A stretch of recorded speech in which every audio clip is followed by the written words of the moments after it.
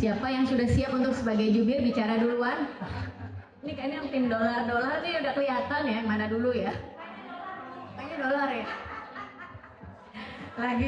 Lagi panas ini, Bu.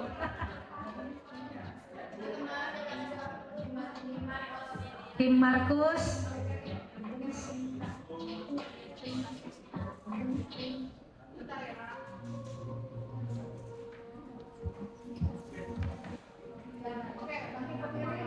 Oke, oh ke depan, ayo semua,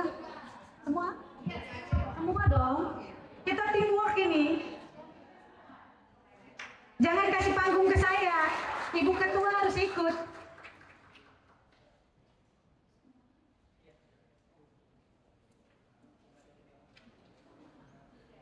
Selamat siang.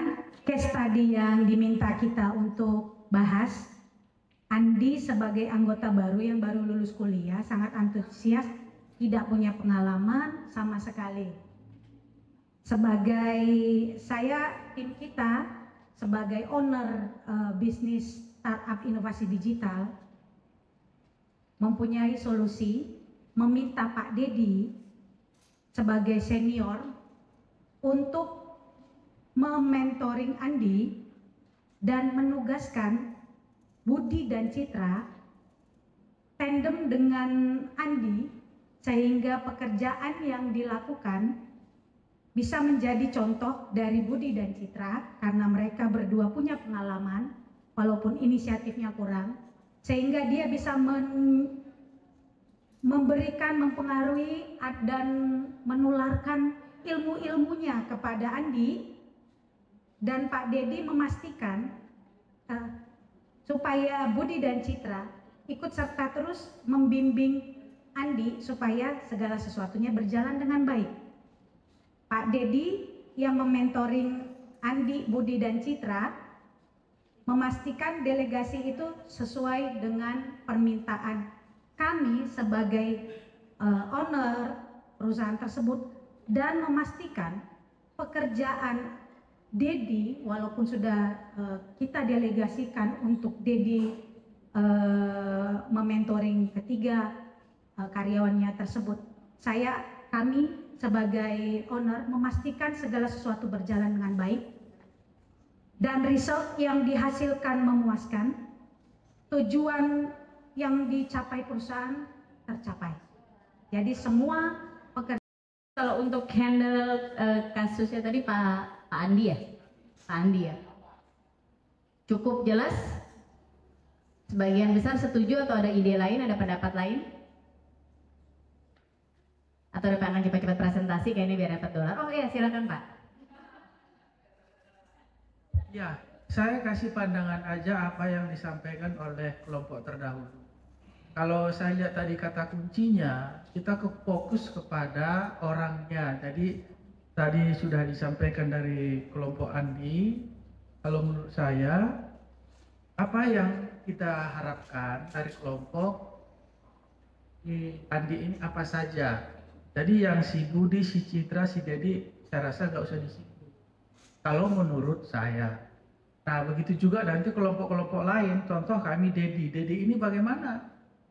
Nah, tapi terserahlah. Tapi karena kata kuncinya tadi bahwa kita memberikan kepemimpinan Andi begini, Budi begini, Citra begini, Dedi begini. Terima kasih.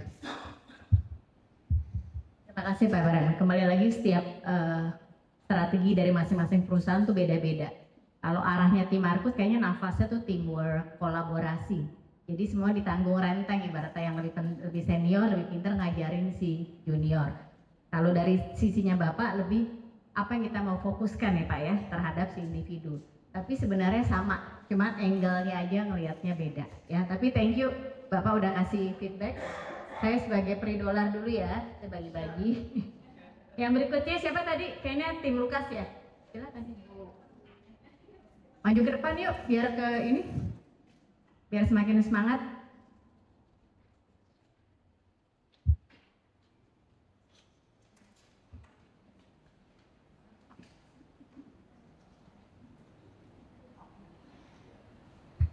Selamat siang semuanya.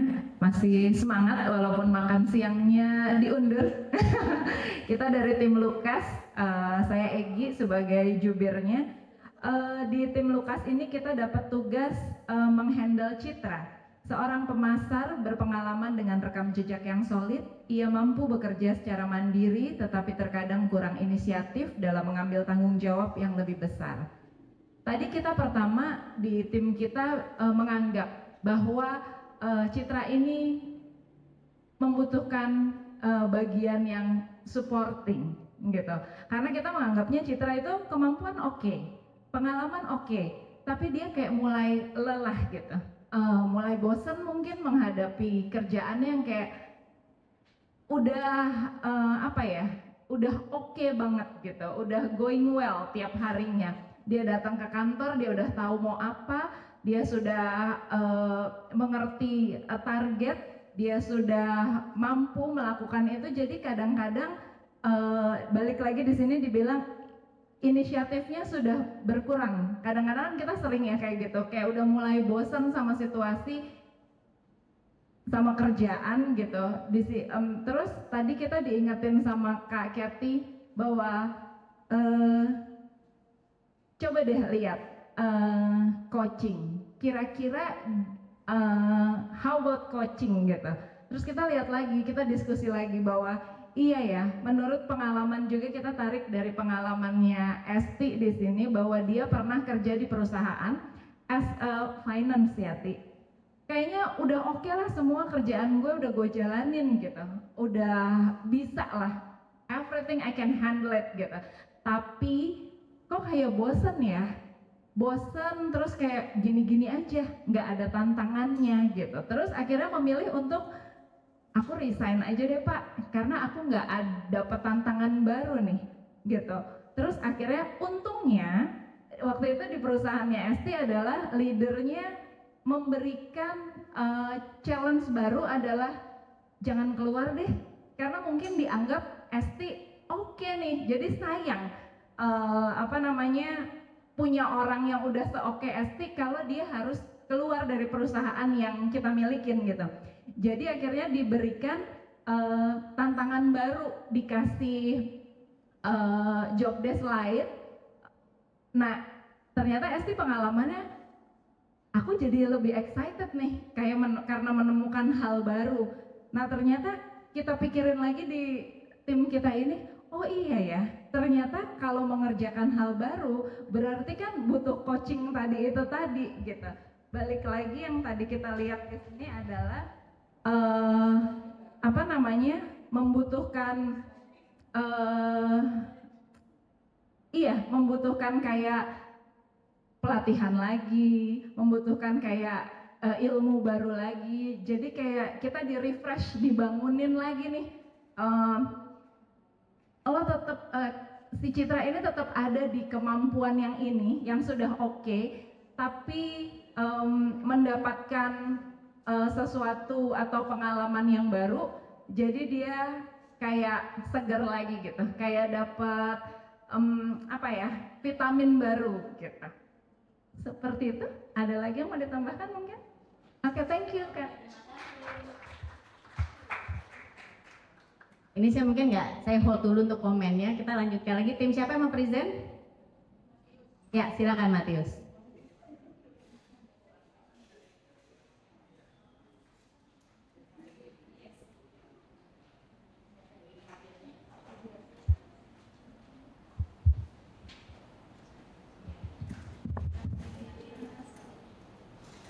Selamat siang, kami dari tim Matius. Tadi kami dapat case study-nya mengenai Budi. Budi di sini sudah memiliki pengalaman dan mempunyai potensi yang baik untuk membutuhkan bimbingan. Jadi kami highlight bahwa satu, Budi sudah punya pengalaman. Ya, yang kedua, dia punya potensi, tetapi dia membutuhkan bimbingan. Nah, kalau dia sudah punya pengalaman, ini discuss ya dari kami ya. Ini bukan saya sendiri ya, discuss dari kami. Nah, hasil kesimpulan setelah kami discuss, karena dia udah semua pengalaman, mungkin di sini dia tuh butuh 2 dari 4 kepemimpinan leadership yang kami tekankan tuh dia tuh butuh coaching dan sporting. Kenapa? Karena ketika dia sudah punya pengalaman, tentunya pengalaman tersebut kita perlu hargai, appreciate dengan kita support dia. Jadi artinya supaya dengan potensi yang ada dia akan jauh lebih baik. Jadi sebagai pemimpin yang membawahi Budi, yang kami highlight dari kepemimpinan ini 2, coaching dan sporting, sehingga ketika dia bekerja mungkin karirnya akan jauh lebih baik ketika dia disupport. Kebetulan dia punya potensi gitu kan, sebagai leader kita lihat ada potensi yang besar di orang ini. Nah jadi perlu disupport ya sebagai pemimpin, dan tentunya coaching juga. Itu aja sih pimpinan untuk leadership dari keempat pimpinan. Terima kasih.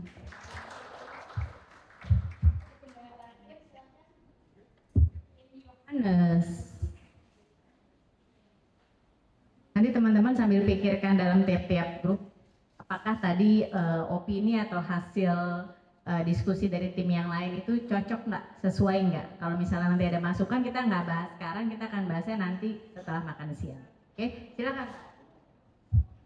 Ya, terima kasih. Kami dari kelompok Yohanes dapat tugas mendeskripsikan tentang Mas Dedi. Nah, Mas Dedi ini kami sudah deskripsikan. Dia yang pertama bahwa dia sudah senior, ya. Lalu tidak hanya senior, dia juga sudah kompeten di dalam bidangnya.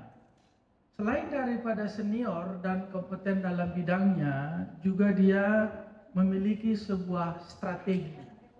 Jadi ketika dia sudah mendapatkan ketiga hal ini, yang paling mantap lagi, Mas Dedi ini adalah memiliki gaya kepemimpinan situasional. Artinya apa?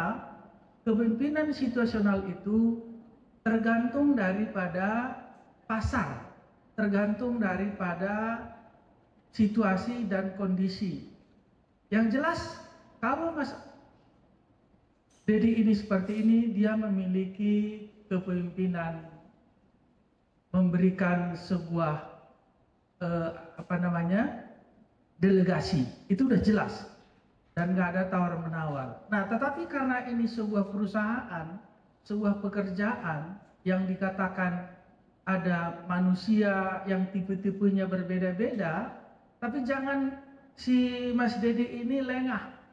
Walaupun karyawannya mendapatkan hal seperti itu, dia harus hati-hati juga, bisa memakai dengan sistem direct, lalu sistem coaching, lalu sistem partisipasi. Nah, tapi yang jelas dia sudah memiliki pangkat seperti itu.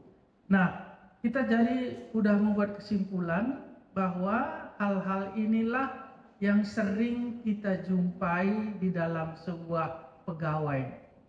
Tapi tidak menutup kemungkinan ketika itu terjadi, maka timbullah pengalaman-pengalaman. Kami tadi sempat bercerita di dalam pengalaman untuk melakukan sebuah usaha. Nah, karena kita nanti akan masuk ke dalam UMKM itu. Nah, pengalaman yang paling menarik, jangan kita terlena terhadap karyawan kita, terhadap pegawai kita, ketika dia sudah menganggap sudah bisa memberikan delegasi. Tidak, dan harus kita tetap melakukan kepemimpinan yang variatif, tapi karena kita berfokus kepada Dedi, dia harus mendelegasikan karena sudah mapan, kompeten, penuh strategi, dan luar biasa. Terima kasih.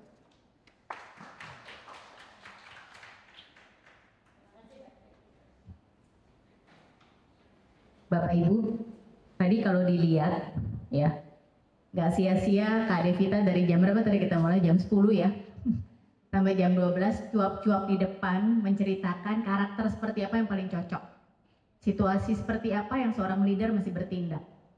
Tadi cara teman-teman mempresent case-nya masing-masing dan mengemukakan alasannya, itu sudah ya, saya melihatnya yang tadinya pagi waktu datang masih blur, apakah coaching, apakah directing, apakah supporting, sekarang sudah lebih jelas ya. Kalau memang masih ada sedikit feedback dari kiri kanan mengenai masing-masing tim, silakan didiskusikan, nanti kita bisa kembali. Cuman tadi yang saya bisa ambil kesimpulan dari tim Markus, mengutamakan meskipun kondisinya Andi ini memang masih baru, tapi teamwork itu dibutuhkan. Jadi yang mana sebagai senior melatih. Jangan untuk dari tim Matius, betapa ada dua fungsi yang bermain, supporting dan coaching. Jadi saat kapan mesti diinjek coachnya, mesti ditarik apa sih yang bikin dia di posisi itu. Kita masukkan supportnya. Ya, jadi dia dua fungsi. Jangan tadi kalau untuk tim Lukas, meskipun di awalnya sempat terpikir untuk supporting, tapi melihat bahwa sebenarnya sudah memiliki potensi yang bagus, hanya mungkin dia perlu di enlarge scope-nya berdasarkan experience dan kompetensinya, pilihannya adalah coaching. Dan untuk tim Yohanes, tim yang terakhir, karena si Dedi ini udah cukup senior, leadership-nya ada, strategiknya ada, senioritasnya ada. Cuman yang perlu diingat adalah, kalaupun memberi delegasi kepada Dedi, seperti yang tadi Pak PRM jelaskan, jangan over, jangan sampai kita lengah, jangan sampai kita lose control. Karena kembali lagi tadi juga Kak Rivita ada mention, fungsi sebagai leader adalah melit dan memonitor. Tendensi kita sebagai leader suka keenakan, udahlah tim gue merem udah bisa. Kita lose di monitoring, lose di controlling. By the time ada case, by the time ada sesuatu yang dispute, yang dikejar siapa? Kita ownernya. Ya, jadi tadi kesimpulan yang telah Bapak Ibu kerjakan itu sudah mewakili karakteristik leadership semuanya, termasuk situasional kayak tadi yang Pak Ibrahim jelaskan. Sekarang tinggal kita tarik stringnya nih. Yang mana aku masih lakukan? By the time ngadepin anak baru, apakah harus terus-menerus directing? Kalau dia nggak improve, itu kita mesti review dong. Mau berapa lama kita directing dia terus? Once kita kasih coaching, ini anak udah lemah, udah capek, kita bawa dia, kita stimulate pola pikir dia untuk dia bisa berkembang. Tapi setelah itu begitu kembali lagi dia nggak bisa mengaplikasikan, kita mau apakan? Otomatis kita masih putar kembali lagi ke directing. Dan saat sudah supporting, efeknya sih yang kita keraguan melakukan motivasi, kamu bisa, kamu bisa, kamu bisa. Lama-lama capek juga ya, kamu bisa. Kayak tadi contohnya walk the talk, apa menjaga kasir. Sekali-sekali kita sebagai leader harus, kalau bahasa saya ya lipat lengan baju turun. Jadi kita tahu apa sih current situasinya yang terjadi. Jadi jangan hanya mendirect dari atas saja. Dan yang terakhir kan untuk delegate, hati-hati. Yang namanya manusia itu nggak ada yang sempurna. Kadang kita sebagai leader sudah terlalu percaya, kita yakin dia bisa, yang namanya manusia kadang ada slipnya. Saat itu terjadi, di situ fungsinya leader sebagai orang yang harus mengkontrol, harus memonitor, itu berlaku. Oke, jadi tadi saya wrap up dari topik diskusi kita, case study ini. Jadi teman-teman sudah bisa lebih tahu di posisi mana harus menjalankan, string mana yang masih ditarik, string mana yang masih di-loose, string mana yang masih dimonitor. Oke, sepaham? Aplaus buat kita semua dulu dong. Ini sekarang jam sudah, lupa Mbak Dev belum bagi-bagi. Baik, jadi masing-masing udah presentasi, dapat poin-poinnya. Mudah-mudahan lebih gampang nanti diaplikasikan ya. Nah, nanti kita masih ketemu lagi beberapa topik bahasannya, kaitan masih situational leadership. Waktu Indonesia bagian training di sini di angka 5:12:25. Kita mau istirahat berapa jam? Enggak. Nanti itu ya. Nanti. Buru-buru ikan lele ya.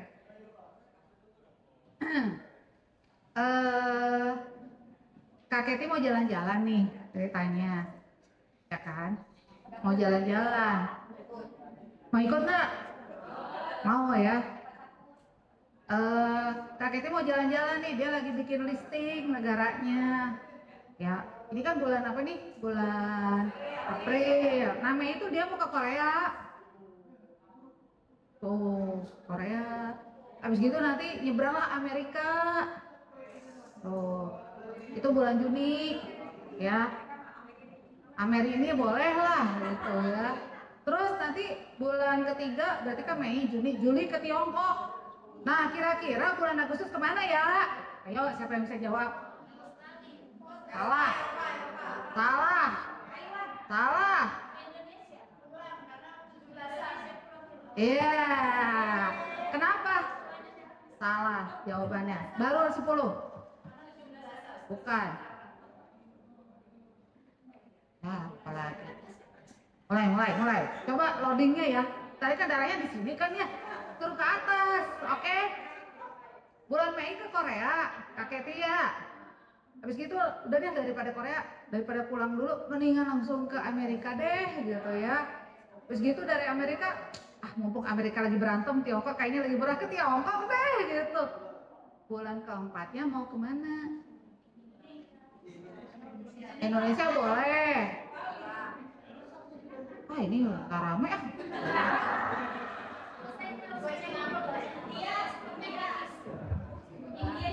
India juga bisa. Siapa yang bilang? Cakep. Tas dulu. Tas dulu. Nggak dapat ya. Ayo. Boleh. Cakep. Masih belum dong. Ntar. Lihat dulu ya. Boleh. Kan bingung kan? Oke. Saya ya. Devita mau main-main. Daripada ini kamu kalah, saya ke Denmark. Oke. Ke Denmark ya Kak Devi ya. Oke. Terus karena paspor saya ini tulisan England dong. Cekrek. Terus ada negara yang kayaknya belum pernah dengar, Vanuatu. Coba. Iya. Habis itu mau kemana ya bagusnya? Jangan jawab.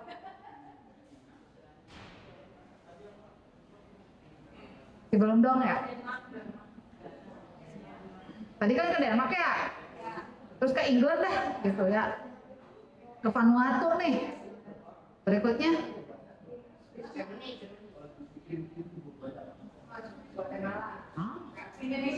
Indonesia lagi. Belum dong. Doan udah ya. Apa? Italia lagi boleh masuk list lah. Indonesia bisa ya dari Inggris. Prancis nggak. Israel ya deh sekalian ziarah. Belum bisa jawab. Oke, kasih dulu dolarnya buat dua ibu ini. Tadi Italia, Inggris salah.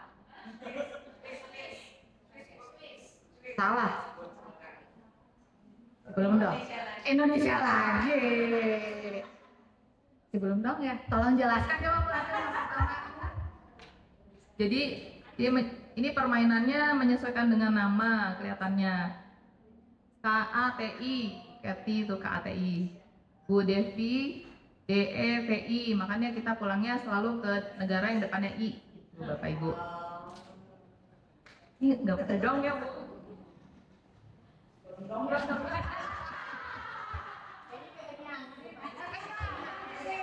Aduh, masih belum dong juga Pak. Urutannya negara berdasarkan nama. Kak Keti, huruf depan pertama apa? Berarti pergi ke mana? Korea. Terus A-nya kemana? Amerika. T-nya Tiongkok boleh. I-nya bisa ke Italia, ke Inggris, ke Indonesia, terserah lah ya. Sama, Keti sama Devi sama-sama I. Irlandia, Irlandia belum dapat dolar.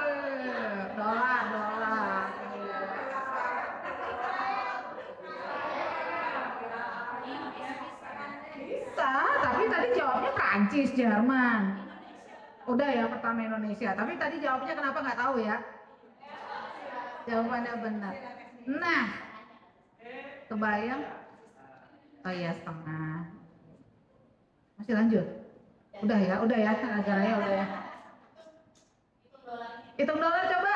Udah berapa posisi? Coba Bu peri dolar. Coba perbendaraannya masing-masing dolar. Posisi tengah. Cuan. 148 kelompok Yohanes. 155 disusul oleh kelompok Lukas. 155. Kelompok Matius. Kebanyakan kayaknya dolar yang satunya. Dolar recehnya banyak kayaknya.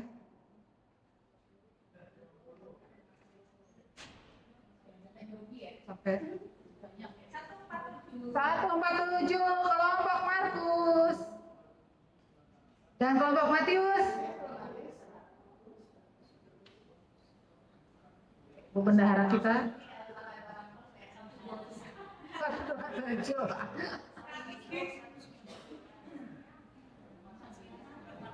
Oke, kita lihat posisi pertama, pit stop pertama 155 untuk kelompok Lukas. Oh, ada koreksi 149. Yang mana? Yohanes 149. Oke. Dah. Berarti kedua Yohanes 149, Markus 147, Matius 127. Oke, masih mau nyusul? Masih semangat? Siapa takut? Oke, kita cek ya, cek ombak dulu ya. Kalau saya sapa semangat pagi, jawabannya apa tadi? Kalau saya sapa luar biasa, apa kabar? Nah, kalau saya sapa leader, jawabnya tolong kursinya tolong. Jauh-jauh dikit dari meja, tolong kursinya dulu Bu, kursinya dulu. Tolong, ini agak olahraga ini. Oh, Bapak jangan berdiri dulu Pak, duduk dulu Pak. Bentar, Pak. Sabar Pak, sabar. Kalau saya sapa, tolong shoot. Saya mengkondisikan ya. Kalau saya sapa leader, bangkit berdiri dan tunjuk diri. Saya, oke? Tes ya. Semangat pagi. Apa kabar? Luar biasa. Leader. Ada yang ketinggalan? Belum kompak. Nyangkut. Oke. Dengkul aman Bu, dengkul. Kalau udah ini Lolita, tahu Bu Lolita? Lolos 50 tahun. Nah, apalagi Jelita jalan 50 tahun. Nah, itu kritis ya, lutut ya. Oke, lutut aman semua? Aman? Oke, silakan duduk lagi. Oke, siap. Kalau Bapak Ibunya nggak kuat, tolong ya bantu dengan doa. Baik. Semangat pagi. Belum kompak ya. Tadi kayaknya nasi putih, sayur cacai, orek, perkedel, ayam suwir, komplit ya. Komplit kan mestinya berarti harus gitu ya, gerem gitu ya. Yuk, kita coba. Semangat pagi. Apa kabar? Lidah.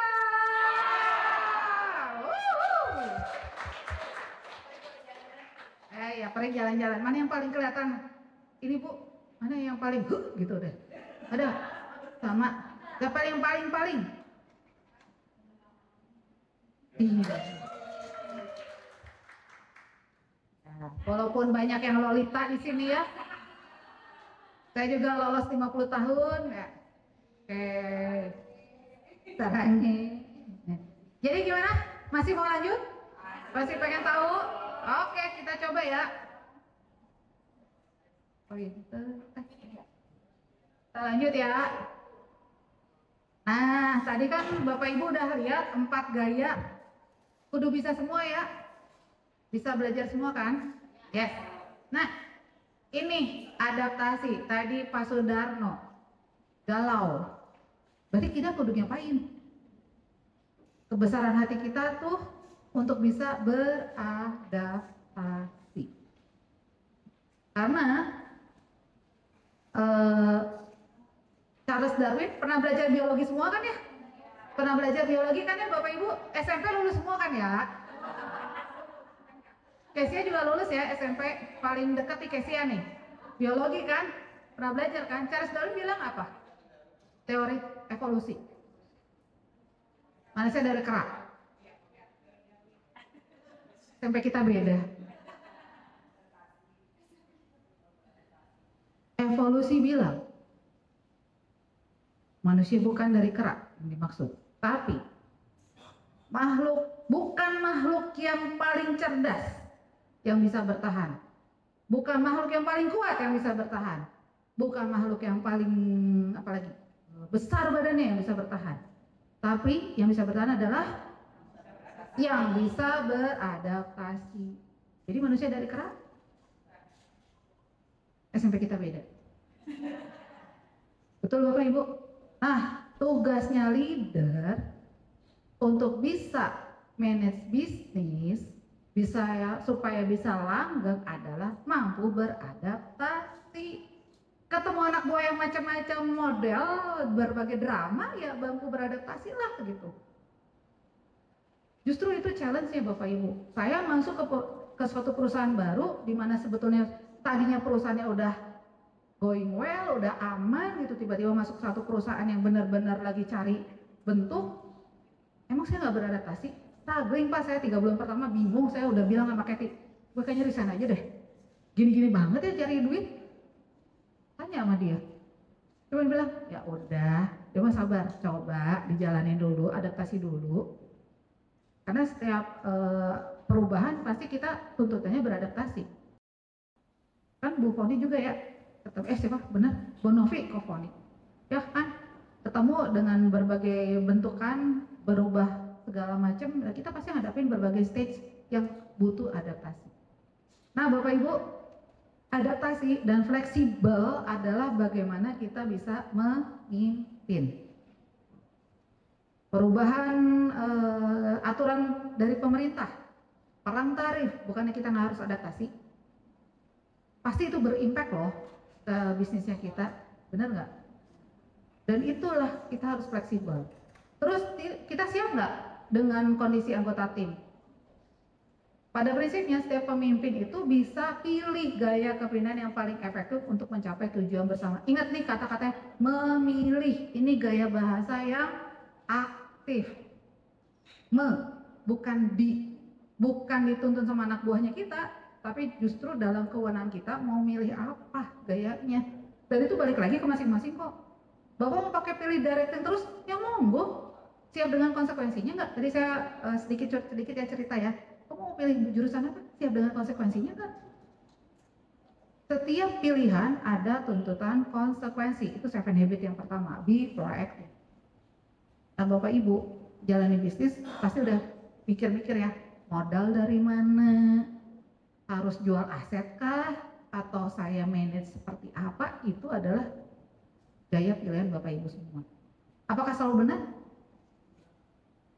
Belajar kok kita dari kalaupun ada kesalahan, dan jangan sampai kesalahannya diulangi lagi, itu baru namanya belajar, betul? Nah Bapak Ibu, sekali lagi, memilih adalah dalam kendali Bapak Ibu ya.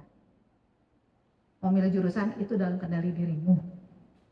Dan setiap orang punya kesempatan untuk memilih. Kita semua makhluk bebas, free will, dikasih talenta sama Tuhan. Dikasih, tadi pendeta bilang, dikasih talenta sama Tuhan. Kita mau pakai apa enggak? Balik lagi. Tuh. Jadi jangan maksain seseorang untuk memilih sesuai yang kita pengen. Enggak. Apa jadinya kalau anak buah dipaksa ngikutin kemauan kita? Langgeng enggak? Stres. Sama, milih jurusan dipaksa sama orang tuanya. Yang stres nanti dua-duanya. Udah mah kita bayarin, dianya nggak mau kuliah, berhenti. Amit-amit. Ya kan? Anak buah nggak suka masak, tapi dipaksa masak. Kalau dia passionnya jualan, masa ya dia harus di belakang? Lihat berarti Bapak Ibu mapping kemampuan dan kemauan anak buah masing-masing. Itulah tugasnya seorang leader. Perlu kesabaran nggak untuk milih mapping kemampuan kompetensi anak buah? Perlu sabar loh. Dan lihat progresnya ya. Jangan mentang-mentang udah delegating, gimana lu lah. Kalau ada apa-apa, kita yang dituntut pertanggungjawaban. Nih. Kemudian tidak ada satu gaya kepemimpinan yang terbaik untuk semua situasi. Ingat, satu gaya tidak bisa dipakai untuk semua orang. Tidak bisa pakai itu aja. Jadi semua tergantung situasi dan kondisi. Yang efektif itu yang nyesuaiin gaya ya. Terus fokus pada tingkat kesiapan. Sekali lagi, kesiapan itu based on kemampuan sama kemauan. Dua hal, mampu, mau. Mau tapi nggak mampu, mampu nggak mau, efek dua-duanya. Mau jadi leader, mau jadi kepala, tapi nggak mampu. Ada dia mampu tapi nggak mau jadi kepala. Jangan mau jadi kepala mah nggak enak, meeting terus. Ada yang kayak gitu. Tapi saya lihat orang masing-masing punya hot button ya istilahnya, kita pasti punya titik yang kita bisa klik di sana. Itu adalah tugas Bapak Ibu sebagai leader. Contoh, saya punya orang lapangan yang jago banget, selalu achieve insentifnya tertinggi. Dan biasanya itu potensi untuk jadi leader ya, untuk leader berikutnya. Terus, ayo jadi supervisor. Kamu udah bagus loh di situ, tapi dia nggak mau. Pak Ibu, tapi jadi supervisor kan meeting terus, kerjaannya sampai malam lembur sama kayak anak buah, tapi yang dapat gede anak buah saya. Mendingan saya enggak deh. Terus saya cuma tahu dia punya kebanggaan, barusan punya anak, dan dia pengen anaknya bangga punya bapak yang kerja di Astra. Waktu itu saya masih di Astra. Saya cuma tanya gini, anak lu baru lahir ya, cowok ya? Iya. Oke, kalau anakmu udah bisa nanya bapaknya kerja di mana, kamu bangga gak kerja di sini? Bangga, atuh bu masuk sini teh susah gitu ya. Oke, saya oke. Terus kalau anak kamu sudah bisa nanya lebih ini lagi, ditanya sama tetangga, sama guru, bapak kamu kerja apa di situ? Terus jawabannya jadi karyawan lapangan, kolektor, kamu gimana? Udah 10 tahun anak kamu udah bisa nanya gitu, bangga nggak? Ya juga ya bu ya. Wah ya bu benar. Saya mikir dulu, besoknya dia langsung menyatakan siap jadi supervisor. Kenapa? Karena saya tahu hot buttonnya di situ. Nah pintar-pintar bapak ibu cari hot buttonnya. Cari titik dia pengen ningkatin kompetensi, ningkatin performanya itu dari sisi mana. Itu bisa didapat kalau sudah ada trust, ya kan? Iya, sudah approach dari awal, sudah menginfluence dan menginspirasi. Itu tugasnya Bapak Ibu sebagai leader. Tuh, dia tahu kemampuannya sama kemauannya, jadi nggak ujuk-ujuk langsung jadi leader ya besok. Pasti nggak mau dia mah. Wah ini kutukan, kenapa saya bagus? Terus akhirnya besok-besok, lu jangan bagus-bagus, nanti jadi leader, nanti ditarik, suruh training gerak, nanti lihat aja. Jadi pada nggak mau. Akhirnya saya pendekatannya beda. Oh, saya lihat dulu masing-masing kesiapannya seperti apa. Gitu. Oke, ada pertanyaan? Belum? Kita lanjut. Oke, nih ya situasi nih. Kebanyakan. Nah ini, Bapak Ibu lihat dari situasi, lihat dari tugas yang dilakukan. Kalau tugasnya rumit dan itu mahal, investasi udah gede Bapak Ibu di sana, masa iya langsung kasih delegasi? Enggak kan? Pasti kesini dulu nih, direktif dulu. Jadi ini kesini. Nanti kalau sudah sederhana dan makin murah biayanya, baru pindah lama-lama jadi delegatif. Ya pasti ya, direktif dulu, coaching dulu, suportif dulu, baru delegatif. Kalau tugasnya rumit mahal, darurat kayak tadi, kebakaran, amit-amit, ada pencurian, itu misalnya, ini pasti direktif dulu. Ayo lapor polisi, mana segala macam tugas segala macam. Ini adalah proses yang didahului. Tapi kalau sudah aman, sudah terkendali, sudah biasa, resikonya rendah, nggak penting lagi, udah rutin, baru itu bisa jadi lama-lama delegatif. Jadi bertahap. Jadi nggak gampang langsung nyerahin delegatif ya. Itu prosesnya Bapak Ibu. Jadi lihat dari tugas. Cabang baru langsung delegatif. Kira-kira apa yang dilakukan pertama? Direktif dulu semua, dicek, cross check pertama. Terus gitu sudah aman, udah rintis, udah biasa, udah 3 bulan masa probation lewat, baru bisa di coaching pelan-pelan, supporting mulai, dan akhirnya adalah oke, ada komen? Aman ya? Nah ini kalau soal kemampuan sama kemauan ya. Sekali lagi, kalau kemauannya rendah, kemampuannya rendah, ini directing. Nggak peduli dia senior apa junior. Kalau dia senior, tapi dia ngerjain tugas baru, misalnya dipindahin ke cabang baru, dia pasti bisa jadi butuh directing dulu. Tuh. Terus kalau dia kemauannya udah bagus, kemampuannya punya potensi, oke, coaching. Ini dari segi kemampuan. Kalau dari sisi kemauannya belum jelas, tapi segi kemampuannya dia udah expert, tapi masih ragu-ragu, ya udah kasih supporting. Kalau semuanya udah tinggi, baru autopilot delegating. Tuh poinnya. Lagi. Jadi dari segi tugas, dari sisi kesiapan anak buah, maupun dari kondisi yang dihadapi. Banyak aspek ya, nggak ujuk-ujuk langsung semuanya directing ataupun delegating ujungnya. Ada yang mau komen? Semangat pagi! Apa kabar? Leader! Suara mengheningkan cipta.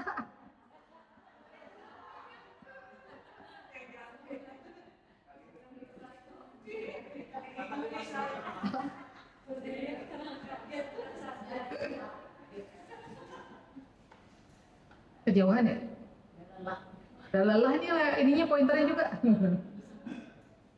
Nih Bapak Ibu ya, nih jangan lupa penilaian berkala, please. Saya aja di perusahaan ada quarterly. Q1, Q2, Q3, benar kan? Ini kan baru Maret selesai. April nih, udah siaga 1 kemarin udah presentasi. Kita lihat, kalau perusahaan pakai gitu dan itu berjalan dengan baik, kenapa nggak dicoba di bisnisnya Bapak Ibu masing-masing? Benar nggak? Laporan 3 bulanan pertama. Januari udah sampai lewat kan Maret. Progresnya seperti apa? Jangan mentang-mentang, kan baru habis lebaran, santai. Enggak, udah harus gas. Nih, kemudian komunikasinya terbuka nggak? Pertanyaan-pertanyaannya, apakah pertanyaan tertutup atau terbuka? Tahu bedanya? Pertanyaan tertutup dan terbuka? Tertutup bukan buka tutup pintu, bukan. Pertanyaan tertutup itu cuma jawabannya ya dan tidak. Pertanyaan terbuka pakai apa? Oh ya, penjelasan. Pakai apa tekniknya? Nanyanya?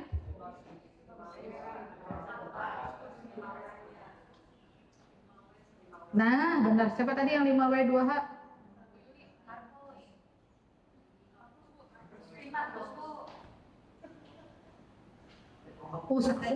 Kurang kenceng, yang kedengeran dari ujung sana. Nih, 5W2H dipakai. Ya. Apa itu, Bu?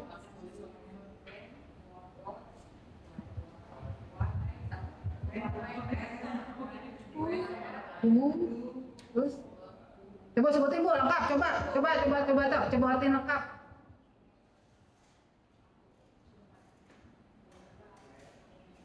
When, what, why, who,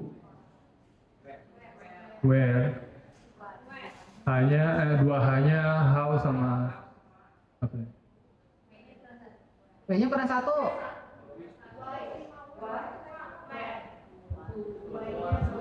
When, Coba ulangin. Apa W-nya? when, what, why, When, terus what, terus why, terus where, terus who, dua H-nya apa? how, Dan how many kan atau how much, betul? Ya kan how ini gimana sama how many, how much, betul?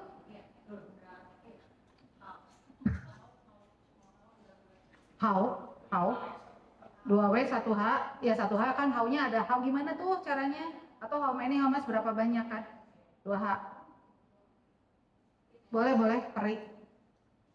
Bapak Ibu kalau cara bertanya kayak gini bisa terstruktur nggak? Bukan cari siapa yang salah duluan ya, kalau ada masalah ya. Siapa PIC-nya? Kapan? Apa yang jadi masalah? Dan seterusnya. Bapak Ibu melakukan pertanyaan itu untuk melakukan komunikasi terbuka. Gimana itu bisa flow prosesnya terjadi seperti itu? Berapa banyak yang menjadi kerugian? Dan seterusnya Bapak Ibu melakukan proses bertanya. Jadi yang dicari bukan cuman siapa yang salah, tapi dapat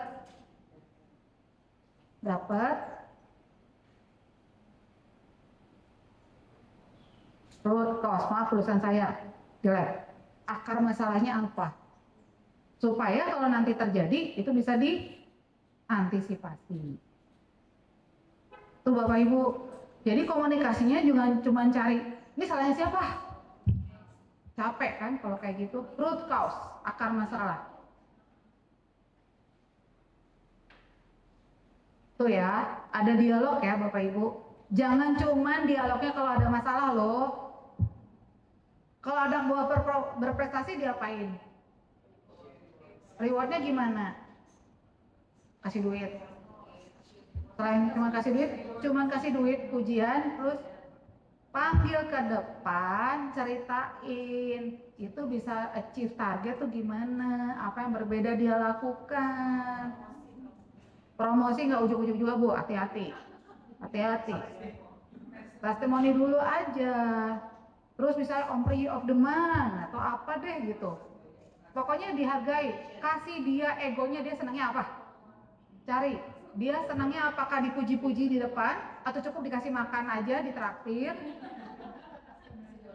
atau kasih dolar. Nah kayak tadi itu puasin egonya, betul ya kan? Dikasih dolar tadi kasih makan ego nggak tadi? Iyalah, tuh kan, tuh papang 155 di situ.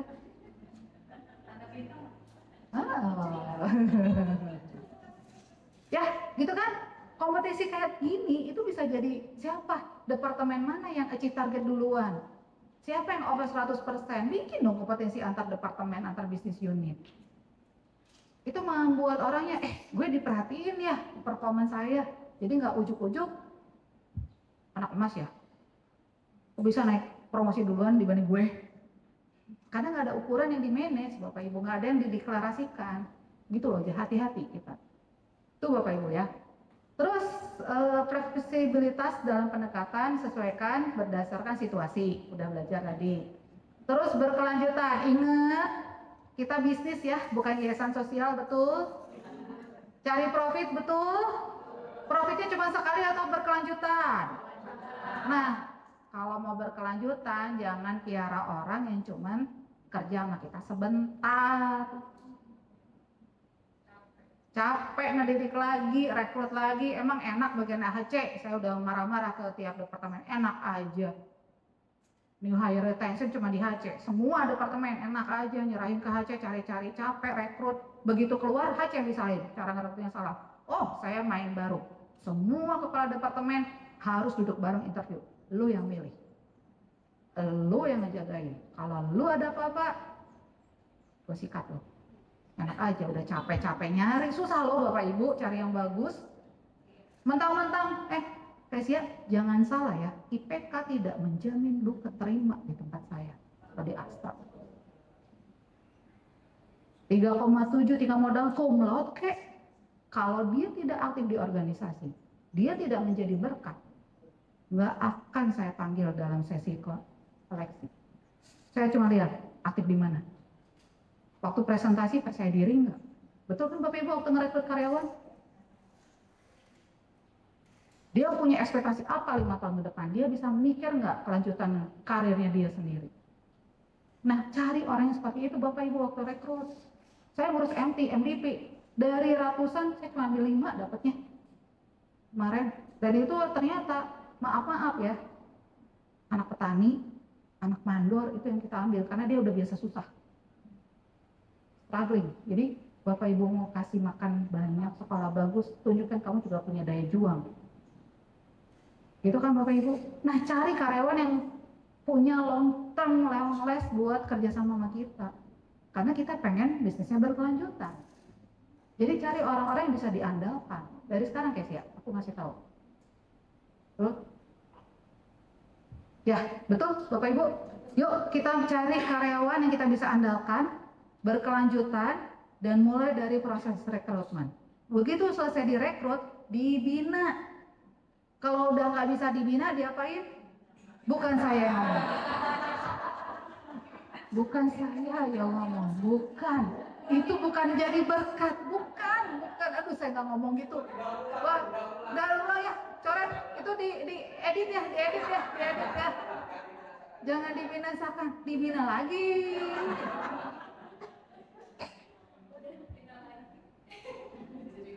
Kalau nggak bina, ya berarti legowo jadi kompetitor.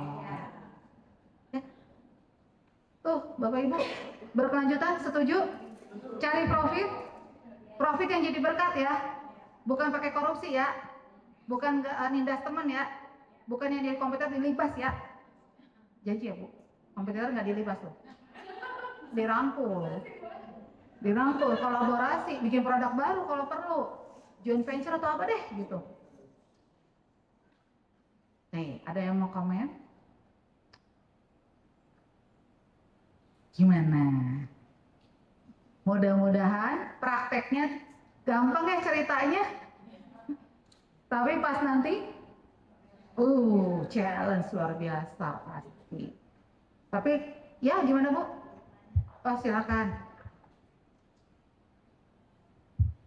Tadi ngomong mengenai dibina, terus kalau udah nggak bisa dibina, diapain? Dibina lagi. Nah, di tempat saya kerja itu kan banyak, karena nggak ada batas umur ya untuk retired. Jadi yang senior ini, yang tadinya semangat kerja untuk cuan misalnya kayak gitu. Nah sekarang nih mereka nih udah usianya tuh ada yang 60 ke atas lah, bahkan ada yang sebentar lagi 80 dan masih bisa bekerja dan mandiri.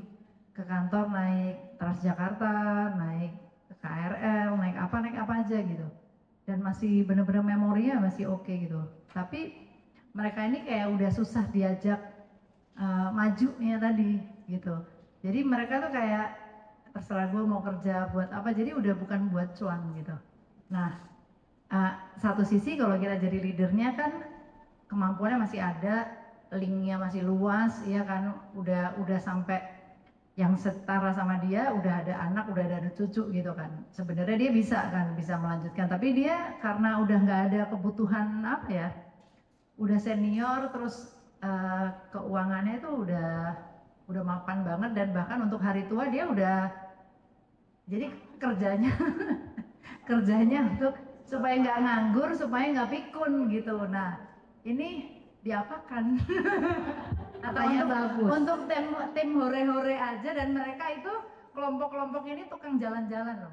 Kita nggak ada jalan-jalan lagi nih gitu. Misalnya tanya saya, lu bikin dong ke Jogja yuk, ke Jogja. Kapan ya Bu? Kapan aja kita bisa. Aduh, kalau jalan-jalan terus nanti sama leader yang lebih tinggi lagi, kok kamu jalan-jalan terus tapi produksinya biasa-biasa aja gitu. Itu tuh harus dibikinin apa ya? Nih menarik.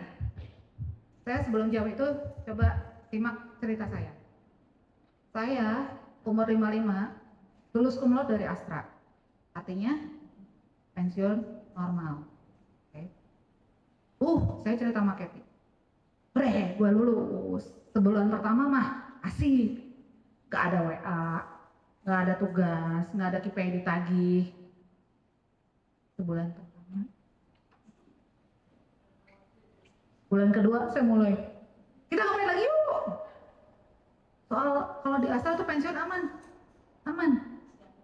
Sejahtera, karena ada dana pensiun Astra. Saya bisa manage. Saya udah mulai. Ngapain lagi gue? Bolak-balik nginep ke rumahnya Kathy. Ngapain yuk? Dia mah udah banyak lingkungan temannya. Saya masa ngikut-ngikut, bete ya. Akhirnya bulan kedua saya mulai bingung harus ngapain. Nah, ternyata dari kesimpulan Manusia itu makhluk mamalia, betul ya? Oke. Makhluk mamalia itu, contoh nih apa ya? Macan, singa, gitu ya. Kalau dia mangsa, hewan yang dimangsanya menggelepar-gelepar, melakukan perlawanan, dia makin semangat. Dia makin gitu, semangatnya tuh tambah.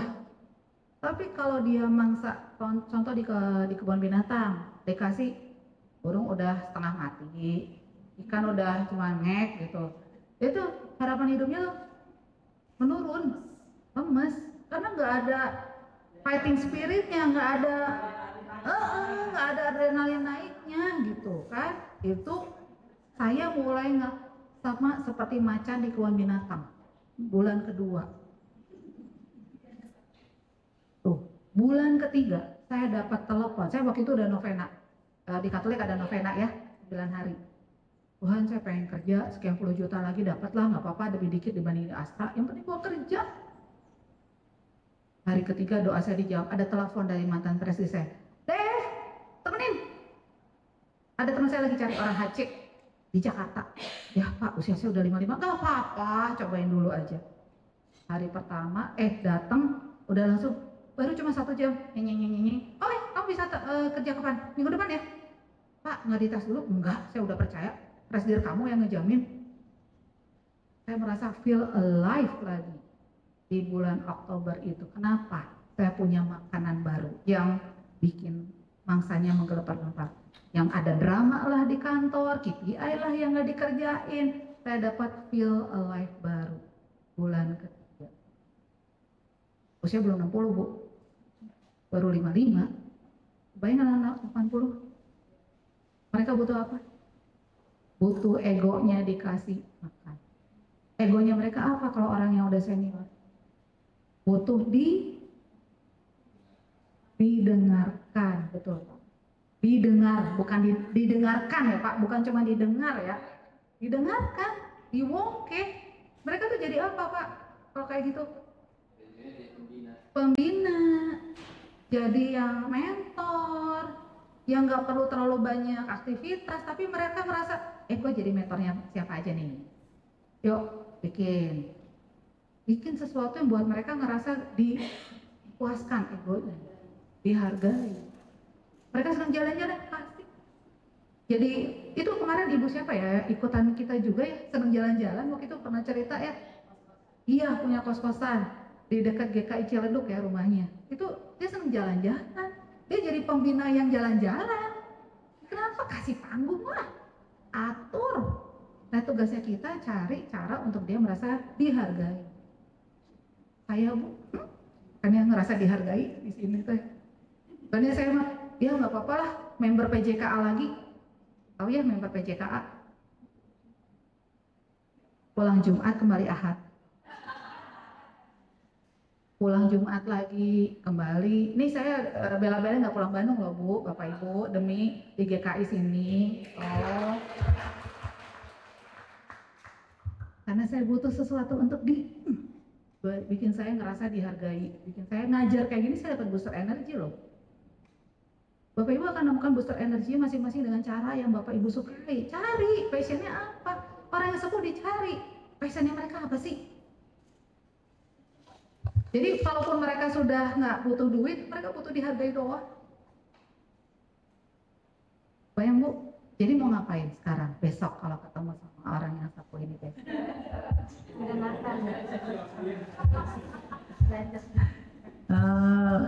Kalau itu kan ada meeting mingguan, ada meeting bulanan atau enggak, ya meeting mingguan lah yang paling sering, atau memang kita ada secara berkala ada kelas khusus gitu. Mereka bisa bisa sharing buat yang baru ya, terutama pengalaman-pengalaman dari A sampai Z sampai yang sangat-sangat tidak menyenangkan. Pasti mereka bisa bercerita. Iya.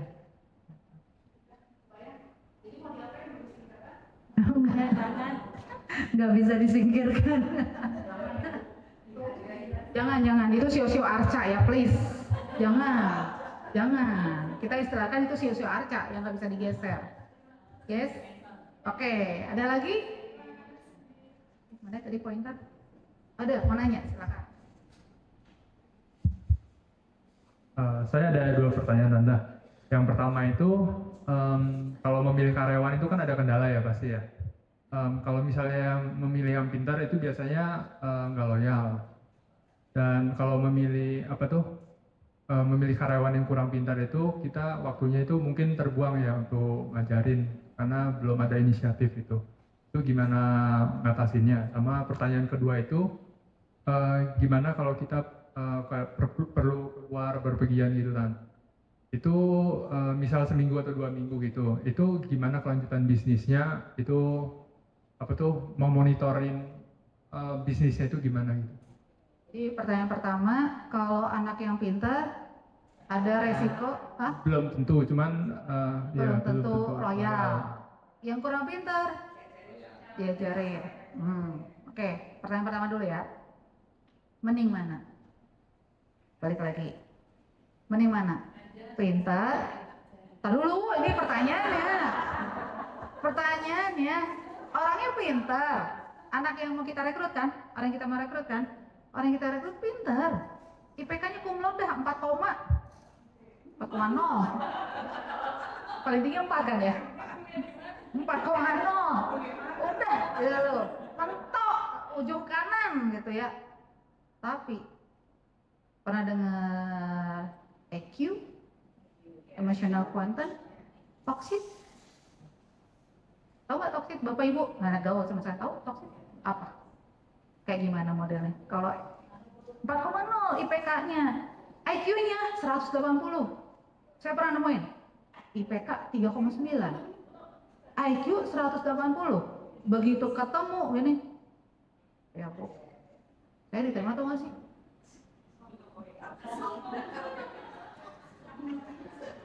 Lebih ke sikapnya yang kurang baik gitu. Ngomongnya ya attitude-nya yang kurang baik. Ya, itu bisa long last nggak di kita? Kecuali dia nanti jadi expert khusus IT yang nggak perlu kerja sama orang, dia bisa ini sendiri. Kalau yang dibutuhkan otaknya, monggo. Tapi tahu konsekuensinya? Cio Arca, diam sendiri.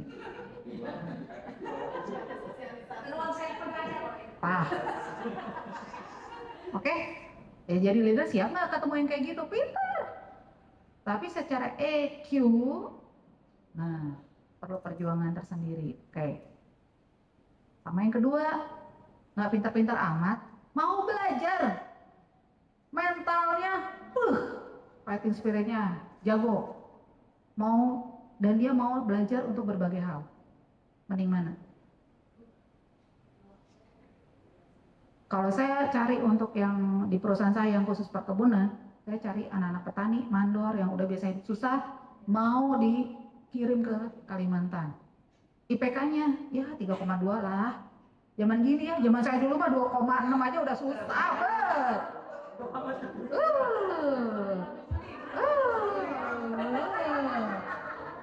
Sekarang 3,2 mah deh sawer. Ya nggak Bu? Tapi dia mau dibentuk.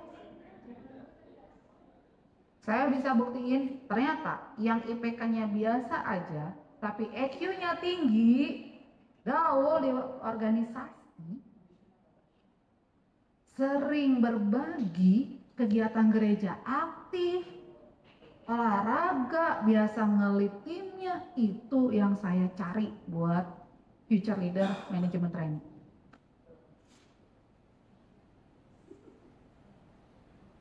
Itu. Jadi saya ngeliat di universitas mana, boleh sih bagus UI lah, apalah. Tapi saya lihat aktif nggak? Enggak. Anak kutu buku? Enggak. Skip. Baru lihat dari CV. Bayang? Saya lebih mentingin orang yang gaul. Karena dalam organisasi, dalam pekerjaan dicari orang yang gaul, bukan yang dalam tanda kutip, aduh maaf ya kalau ngomong autis, maaf, bukan maksud itu. Tapi yang cuman diam dengan dunia sendiri, kita nggak pakai itu deh. Karena begitu kita butuh kerja sama dia, asik dengan dunia sendiri, nggak bisa dia colek. Nah, ini kita kerja sendiri gitu. Kita nggak mau kayak gitu. Oke, jawaban pertama oke. Yang kedua boleh diulang? Kalau misalnya kita bepergian. Oh, bepergian. Oke, pengennya autopilot kan? Oke, anak buahnya udah siap di autopilot nggak? Atau cukup lihat dari CCTV?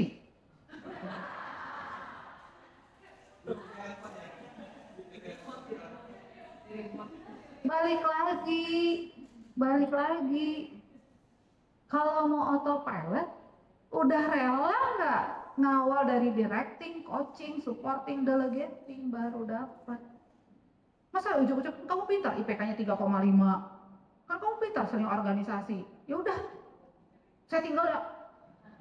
Bye, semua barangnya hilang. Bye beneran gitu ya. Tuh, izin. Kalau berani autopilot, tahu konsekuensinya? Apa? Nggak berkembang. Mau sering-sering ditinggal jalan-jalan ke Kalimantan. Mau disering autopilot delegati kan enggak ya? Baru boleh autopilot kalau emang situasi udah mendukung. Kemampuan anak buahnya udah oke. Nggak mungkin kita CCTV terus kan? Jadi lihat dari sekali lagi kemampuan anak buah dan keberanian kita. Ada yang nggak berani ninggalin? Ada. Micromanager? Ada. Tahu? Tiap kerjaan anak buah diliatin semuanya. Itu saya sampai, aduh si bapak direktur waktu itu siapa? Baru dia tuh ngerjain apa dia? Tiba-tiba di depan saya udah ngerjain. Ini Pak, update ini. Oke, nanti saya sejam lagi lihat. Sejam lagi lihat. Ada apa? Saya nggak dipercaya berarti. Ya kan? NPD. Ya gitu. Jadi dari satu proses, Bapak Ibu tolong ya perhatiin. Kapan kita bisa delegating sekali lagi? Itu pintar-pintar kita sebagai leader. Kapan kita micromanager kalau emang situasi ya lagi darurat gitu. So, jadi gimana jawabannya dari dua tadi? Mana yang mau dilakukan? Mau sering pergi atau micromanager? Micromanager? Waduh, emang udah siap dipelototin anak buahnya? Nggak, jangan ya. Kalau perlu aja ya, gitu. Oke, cukup jawab? Ada lagi? Wih. Ini nggak apa-apa nih molor Bapak Ibu. Molor loh, ini jadwalnya start jam 2 loh. Gimana nih Pak? 2 orang lagi ya. Satu ini, satu di sana. Ya, pertanyaan saya dibalik Bu. Ya. Ini anak buahnya udah pintar, udah dedicated, kemana-mana autopilot, kasih result yang bagus. Bosnya yang gak lihat. Itu gimana solusinya? Bosnya kenapa? Ya. Ketutup apa itu? Itu makanya. Itu kayak bosnya ada siapa? kacamata kuda itu kayak. Itu coba saya tanya, leader. Yes. Ulangi. Leader. Saya. Nah, berarti kalau pertanyaan Ibu tadi bosnya? Bosnya yang tidak memperhatikan. Siapa bosnya itu? Ya, saya. Oh. Gimana supaya kelihatan kalau Ibu dalam posisi anak buah? Ya. Bu duduk Bu, Bu Novi duduk Bu. Oh. Ya, seharusnya saya menghargai apa yang telah dia perbuat, memberikan apresiasi Yes. dan sebagainya. Cuman saya tambeng nih, nggak mau peduli, misalnya Bu. Misalnya. Ya, Karena terus ada luka batin sebelumnya nggak dipedulin. ya mungkin sifatnya yang mungkin ada kan sifat orang yang ya karakternya ya udah lo nggak butuh, lo nggak minta ya gue nggak kasih, gitu. Jadi dia tipikal yang harus, Dia tuh siapa sebentar? bosnya saya lah, Ya. saya yang tipikalnya yang harus diminta pengakuan dari anak buahnya, tidak memperhatikan anak buahnya. Saya sebagai atasan ya kurang baik lah. Jadi apa anak buahnya jadi ya gitulah Bu, jadi Tahu nggak sedih konsekuensinya? gitu. Oke, konsekuensinya apa? Pasti dia keluar Oke. Terus bisnisnya cari yang gimana? lebih baik. Bisnisnya Bulu dari Oke. awal. Udah siap kayak gitu? Sudah siap. Berarti siap dengan kuburan diri sendiri. Betul. Mau? Enggak Bu. Ya udah. Ini saya cerita yang Lain. bos yang lain. Bukan di sini ya. Ini bukan di Ada sini. di sini. Bukan di sini. Nah, kalau kayak gitu, tugasnya Bapak Ibu nggak cuma sebagai leader buat dirinya sendiri. Di mana seorang leader mau influence dan menginspirasi. Saya kadang-kadang sering dipanggil ke BOD, cuma diminta, Bev, menurut kamu ada masukan apa dari teman-teman? Ini Pak, contoh misalnya lagi program waktu itu GK Sehat, jadi istilahnya kita program sehat dibayarin loh padahal ya, dibayarin sama kantor ke gym 1 bulan 500.000, setahun loh, berarti satu orang 6 jutaan lebih. Bener ya, 6 juta ya? Satu orang, padahal keluar karyawan kami 150, dibayarin loh. Itu pada nggak mau, alasannya apa? Jauh. Ngapain sih harus nge-gym? Padahal itu tujuannya baik kan, demi sehat.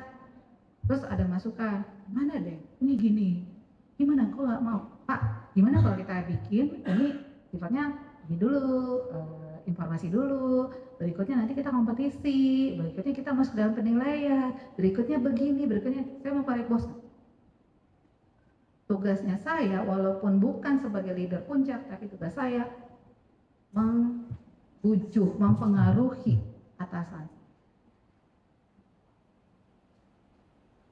Jadi be proactive Bapak Ibu. Jadi leader tuh nggak cuma kok saya kerjain ini, itu mah urusan bos deh. Enggak. Tugas kita adalah jaga perusahaan. Karena saya berani membela yang bayar. Benar Pak? Benar nggak? Udah, ujung-ujungnya Devita. Betul. Jadi saya membela yang bayar perusahaan. Ya saya backup perusahaan. Ada yang aneh-aneh ngomong kowar-kowar segala macam. Lu jangan motorin perusahaan yang bayar gaji kamu selama ini. Saya ngomong, terus saya tanya, ngomong ke atasan, Pak, gini, ini ada masukan dari teman-teman, kalau ini gini-gini, beda kan? Karena kita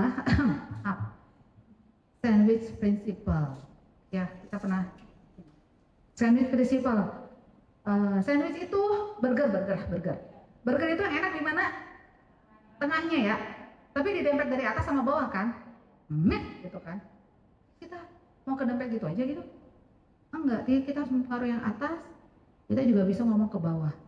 Nah tugasnya ibu, gimana supaya atas dengar, bawah juga mau ikut kita. Balik ke acara masing-masing. Cukup menjawab? Mantap. Satu lagi. Ibu.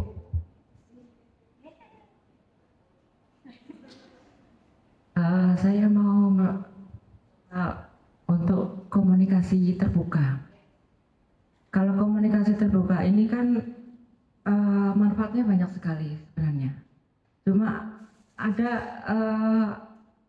aturan atau guidance seperti apa komunikasi terbuka, karena ini ada juga menimbulkan suatu konflik Bu.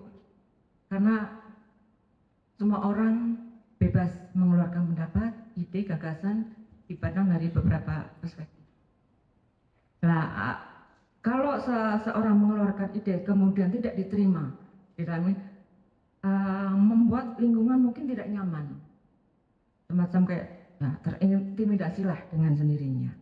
Nah, apakah ada solusi untuk mengatasi komunikasi terbuka yang berkembang, Ibu, yang ada di aturan di perusahaan itu? Kita promosi dong ya. Boleh ya, boleh dong. Ayo, double dong Bu. Double. Komunikasi terbuka tantangannya kayak gitu ya Bu, betul ya. Kita harus siap dengan segala kemungkinan, antisipasi ya. Nah sebelumnya kita perlu kondisikan nih Bu, kemarin ini kejadian kemarin di perusahaan saya itu mau bikin aturan baru mengenai THR. Dadakan pula. Saya ujuk-ujuk dipanggil, oke, keputusan manajemen gini, peraturan THR. Saya bilang, ini 2 minggu lagi diumumin, baru diumumin sekarang. Bukannya dari awal tahun kek, ini peraturan 2025 gitu ya. Oke deh, menurut kamu apa yang akan terjadi? Chaos Pak, saya udah bilang gitu. Karena ini peraturan baru dan hajat hidup orang banyak. Dan pasti akan timbul pengaruh efek negatif. Nanti ditanya, ini perusahaan ada apa ya? Kok tiba-tiba bikin peraturan baru? Ngurangin haknya kita, nggak dengar perusahaan, dan itu benar terjadi adanya komunikasi komunikasi terbuka, chaos begitu disampaikan. Nah, itu belajar dari situ perusahaan panggil saya lagi. Bagusnya gimana deh? Coaching dulu Pak orang-orang yang bermasalah, yang punya jadi calon-calon provokator, kita amanin dulu. Parkir dulu calon-calon provokatornya itu. Kita amanin dulu mestinya. Jangan ujuk-ujuk kayak gitu. Dengan cara apa? Coaching. Makanya directing itu semua bisa ikutan, bisa gampang. Tapi coaching skill itu perlu belajar.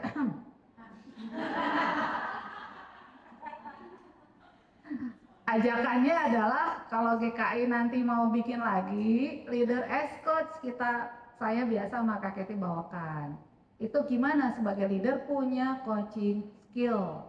Karena komunikasi terbuka itu punya sistematikanya, nggak ujuk-ujuk nanya di open gini. Ada tahapannya, gitu Bu. Jadi Ibu kan tadi cerita udah belajar coaching ya, spill lah Ibu, katanya udah belajar coaching. Ya kita nanti belajar kalau mau ajukan ya ke Bu Grace. Bilang asal minimal 20 orang Ibu ya, kalau 10 mah enggak ya. 20 orang minat langsung mau daftar leader as coach, baru kita buka lagi. Gitu ya, daftar lagi dong ya, gitu Ibu. Cukup menjawab Bu. Jadi kita mulai petain dulu siapa calon-calon provokator, kita antisipasi. Kalau gitu kita amanin dulu, ini ada informasi begini-begini, itu baru tanya pendapatnya mereka, kita tampung, kita coba antisipasi. Itu Bu, pengalaman dari kemarin itu membekas banget di saya, karena nggak nurutin saya sih jadi chaos. Ya udah terjadi kan. Sudah, yang penting kita udah berusaha informasi, jadi nggak diem. Yang tadi, bos nggak mau dengerin, tapi saya udah cerita. Berikutnya mulai kalau ada apa-apa, dari sini deh, ada informasi kayak gini. Menurut kamu gimana? Kita yang mulai dibutuhkan. Gitu, be proactive. Oke? Dah, ini kayaknya udah terakhir deh. Ya, ini tantangannya sama kayak tadi kita udah bahas ya. Bapak Ibu bisa baca. Takeaways-nya nih kunci sukses, adaptasi, pengembangan tim, dan responsif. Hati-hati. Dan terakhir, tadi Bapak Ibu sudah ngambil gambar yang kedua ya? Dah. Nah, ada tambahan, bukan PR sih, bukan PR. Kak Devita, sebentar, ini ada Pak Aldi di belakang mau bertanya. Ya, mohon Bu ya. Apakah pengajaran Ibu ini bisa diterapkan di organisasi gereja? Nah, karena memang organisasi gereja ini unik gitu ya. Kita ada istilah kolektif kolegial. Apakah itu bisa ya seperti tadi untuk masalah seperti THR gitu. Nah, tiba-tiba kan kita harus beritahu kan. Tapi ada pro kontra. Nah, ini sulit diatasin. Bagaimana Ibu?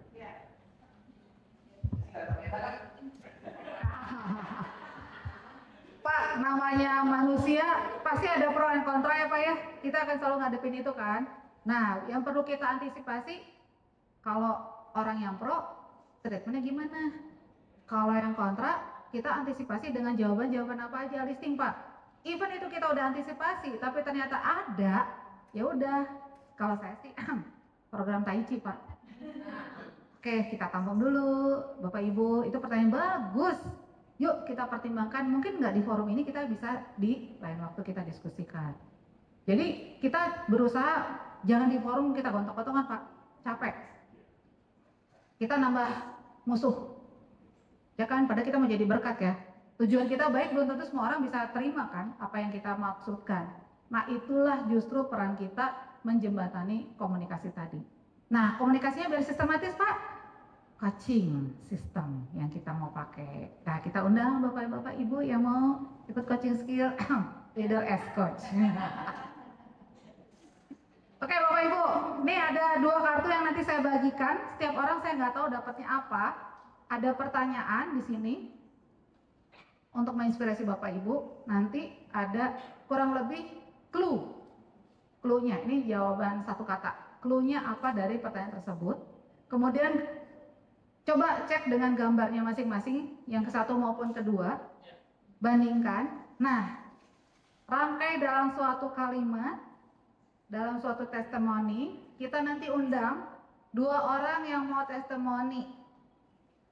Yang paling bagus akan ada hadiah. Oke? Siap? Sambil Bu Grace boleh minta tolong bagiin ya Bu sama Pak Anto.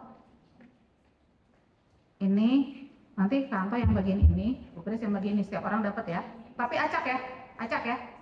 Satu orang satu ini, satu orang satu itu. Oke?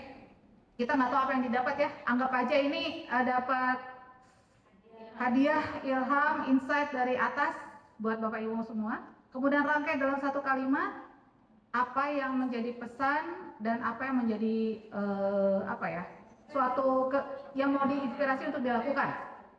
Oke?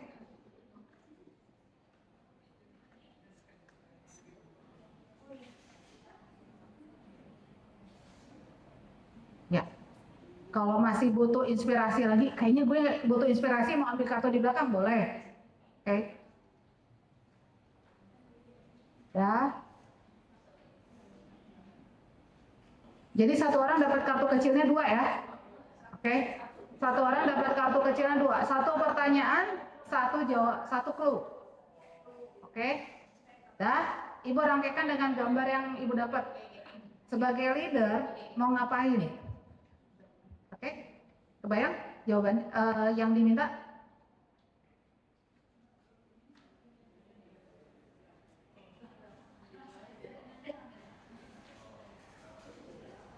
Nyambung nggak?